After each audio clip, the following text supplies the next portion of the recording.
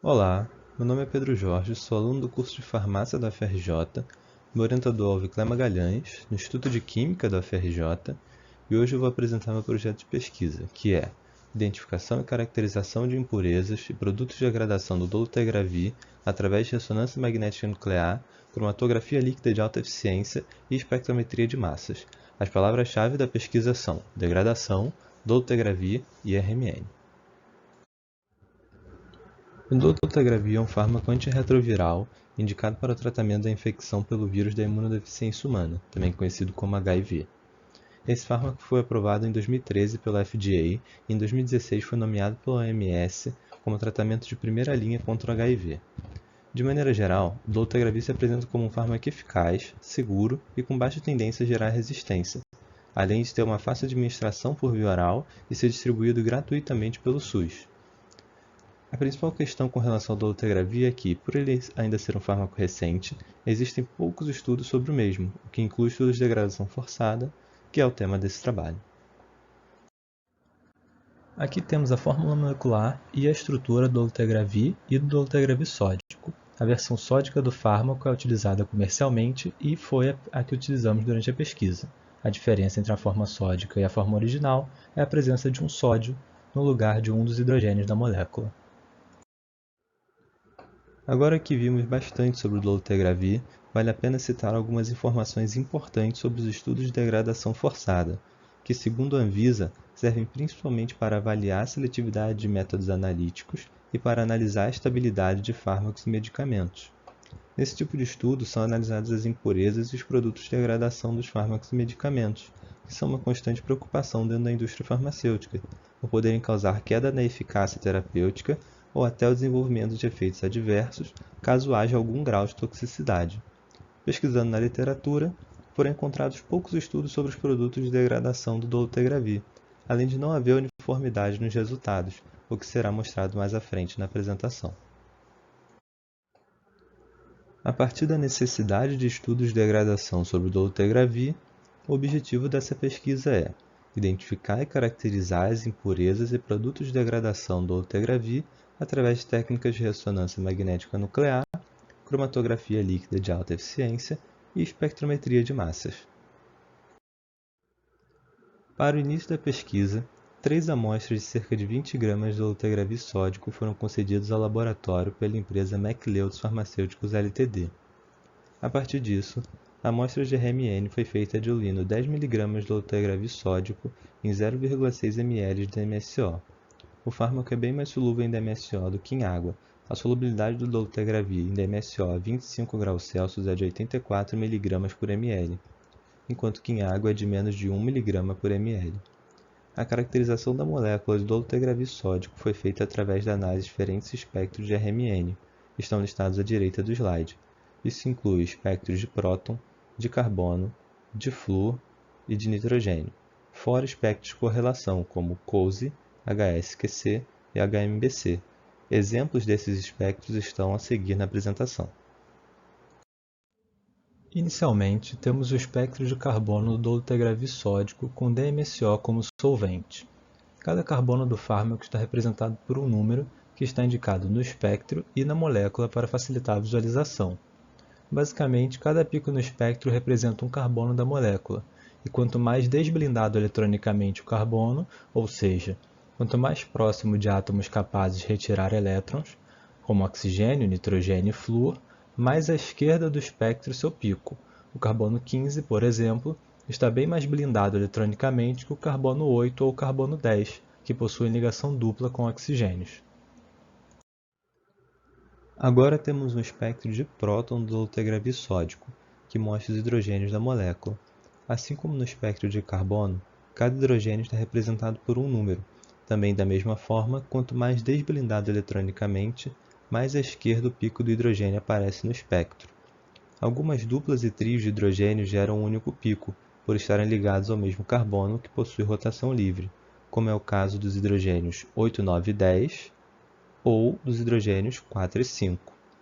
Além disso, os picos no espectro de próton podem ramificar, gerando dubletos, tripletos e por aí vai, devido ao acoplamento com os prótons de átomos vizinhos.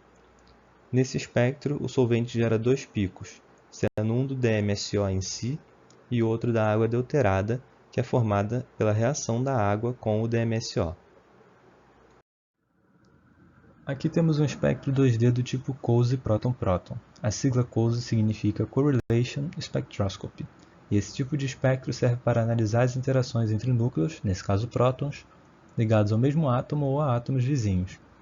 Para demonstrar o método de análise desse tipo de espectro, foram destacados alguns elementos, como a interação dos hidrogênios 4 e 5 ligados ao mesmo carbono com o hidrogênio 6 ligado ao nitrogênio vizinho. É possível observar no gráfico que a linha dos hidrogênios 4 e 5 cruza com a coluna do hidrogênio 6, da mesma forma que a linha do hidrogênio 6 cruza com a coluna dos hidrogênios 4 e 5. Outro exemplo importante apresentado no gráfico é o anel aromático, representado pelas interações dos hidrogênios 1, 2 e 3, que estão todos na faixa de valor próxima de 7 ppm, que é característica de prótons de anel aromático. Também é observado ali o zoom dessas interações dos hidrogênios 1, 2 e 3, evidenciando ainda mais que se trata de um anel aromático.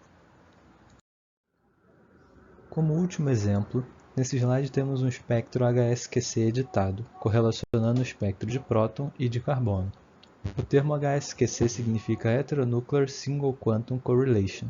Através desse tipo de espectro é possível dizer exatamente a qual carbono cada hidrogênio está ligado. Além disso, por ser um espectro editado, os sinais de CH e CH3 aparecem em azul, enquanto que os sinais de CH2 aparecem em verde, facilitando a identificação. Na imagem estão indicados todos os hidrogênios presentes em CH2, como os prótons 11 e 12, ligados ao mesmo carbono, gerando 2 picos, ou os prótons 4 e 5, ligados ao mesmo carbono, mas gerando somente um pico. Como resultado da análise de todos os espectros apresentados, fora os que não foram evidenciados, atribuímos valores a cada um dos átomos da molécula do dolutegravir sódico, resultando na imagem apresentada. Como indicado na legenda, os hidrogênios estão em azul, os carbonos em vermelho, os flúores em amarelo e os nitrogênios em verde. É possível observar na imagem que carbonos e hidrogênios mais afastados de átomos eletronegativos apresentam valores mais baixos, enquanto que carbonos e hidrogênios mais próximos de átomos eletronegativos ou presentes em anéis aromáticos apresentam valores mais altos. Outro detalhe importante na imagem é a ponte de hidrogênio formada entre o flúor número 1, chamado de F1, e o hidrogênio número 6, chamado de H6. O H6 apresenta um valor muito alto, de 10,71, o que só é possível devido a essa ponte de hidrogênio com o flúor evidenciada na imagem. Pelo tempo de apresentação, não será possível discutir em mais detalhes cada atribuição realizada, mas futuramente espera-se realizar essa atribuição dos átomos para os produtos de degradação do fármaco, caracterizando sua estrutura. Os ensaios de degradação forçada do dolutegravir sódico deverão ser realizados em meio aquoso, meio ácido, meio básico, meio oxidante, sobre aquecimento e sobre fotodegradação. As concentrações de HCl, NaOH e água oxigenada a serem utilizadas são de 10 a 30% peso por peso.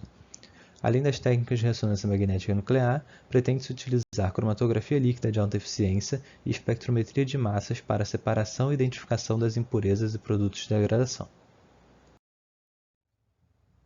Por fim, estão representados os resultados encontrados na literatura que indicam haver degradação do fármaco em meio ácido e oxidante, enquanto que nas condições de meio aquoso, meio alcalino, aquecimento e fotodegradação, o fármaco se apresenta estável. No slide é possível ver os produtos de degradação do dolutegravir encontrados em 2 estudos diferentes, mas com resultados nada compatíveis. Acredita-se que isso se deve à inadequação do método utilizado, principalmente pelo artigo da figura 11, uma vez que alguns produtos de degradação foram evidenciados somente por espectrometria de massas, mas não por RMN. Além disso, ambos os estudos são internacionais e não seguem normas da Anvisa. Portanto, devido a essa falta de uniformidade nos resultados e pela ausência de estudos de degradação forçada do dolutegravir no Brasil, que essa pesquisa se faz tão necessária assim que as atividades presenciais forem retomadas. Aqui estão listados os artigos científicos utilizados, e aqui temos os links para alguns documentos oficiais sobre o dolutegravir e sobre estudos de degradação forçada. Muito obrigado pela atenção.